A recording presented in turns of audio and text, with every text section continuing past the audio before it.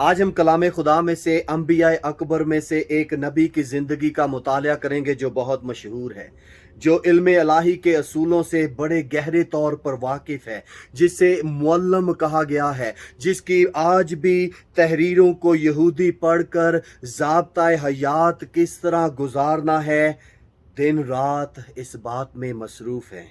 यह नबी बड़ा मशहूर है। इसने पुराने अहदनामा की 5 कुतब हम सब के लिए लिख दी ताकि हम खुदा की पाक मर्जी से वाकफियत हासिल कर सकें। ये नबी मूसा नबी है। जब हम मूसा नबी की ज़िंदगी का मुताला करते हैं तो टोटल उसकी ज़िंदगी 120 बरस की थी, जो उसने अपना सफ़र इस ज़मीन पर गुजारा।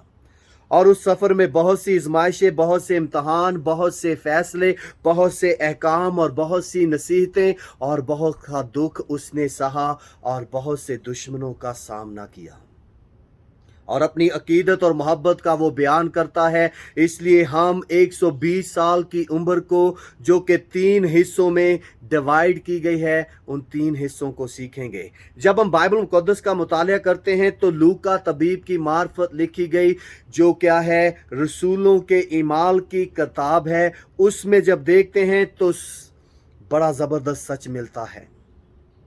स्तिफनस का पहला और आखिरी पैगाम था जो उसने यहूदी कौम के सामने खड़े होकर बड़े तफसील के साथ बयान किया, तब तक जब तक उन्होंने उसे पत्थरों से मारना शुरू ना किया और उसकी जान ले ली।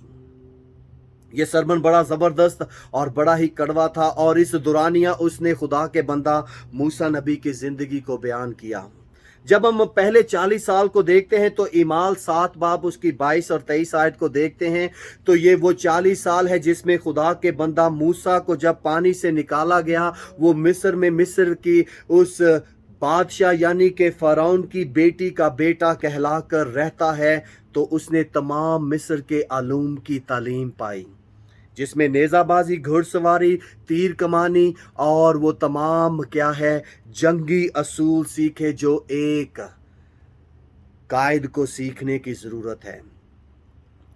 और इसी असूलों की बुनियाद पर जब उसने देखा कि एक मिस्री यहूदी को तंग कर रहा है, मार रहा है, तो उसने नहत्ते उसे क्या कर दिया, रेत में दबा कर कत्ल कर दिया और वो अपने 40 साल के सफ़र को जो उसने मिस्र में गुजारा ख़त्म करके बियाबान को भागता है। और बियाबान में क्या होता है, जब हम ईमाल 7 बाब उसकी 30वीं और 31वीं आयत को देखते हैं तो वहाँ पर आग की जलती हुई झाड़ी में वो खुदा के साथ मुलाकात करता है और खुदावंद की आवाज़ को सुनता है और खुदावंद उसे कहता है कि वापस जा और जाकर मेरे लोगों की क़यादत कर। 40 साल तक खुदा का बंदा मूसा बियाबान में रहा, भेड़ बकरों की क़यादत करता रहा, उनको हर दुश्मन से बचाता रहा ताकि वो वहाँ पर ट्रेन हो सके। और जब वो उसने ट्रेनिंग ली तो भेड़ों से वो क्या करता है, इंसानों का चरवाहा बनता है। वो मिस्र में वापस आता है।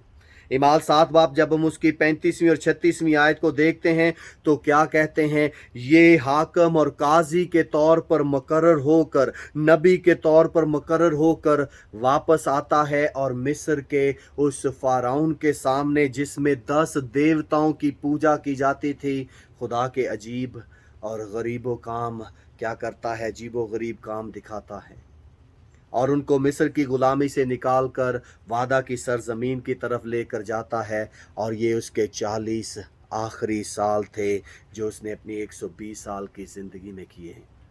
उसने अपनी 120 साल की ज़िंदगी बड़ी ही बाबरकत गुजारी। आज आपसे और मुझसे सवाल है कि हम अपनी ज़िंदगी के अयाम कैसे गुजार रहे हैं?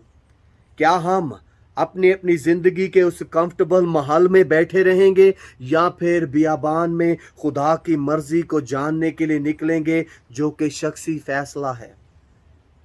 आज आपका बियाबान क्या है? क्या खुदा ने आपसे कलाम किया है, आप पर अपनी मर्जी को अया किया है ताकि आप खोई हुई और दम तोड़ती हुई दुनिया के लिए क्या कर सकें, क़यादत कर सके, उनको गुनाहों की गुलामी से निकाल कर क्या कर सके, खुदा की आज़ादी में लेकर जा सकें? फैसला आपका है।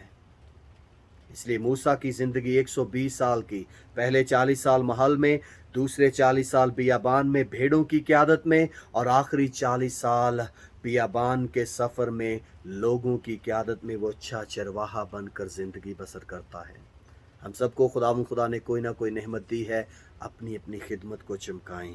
खुदावंद आपको बरकत दे। जय मसीह की।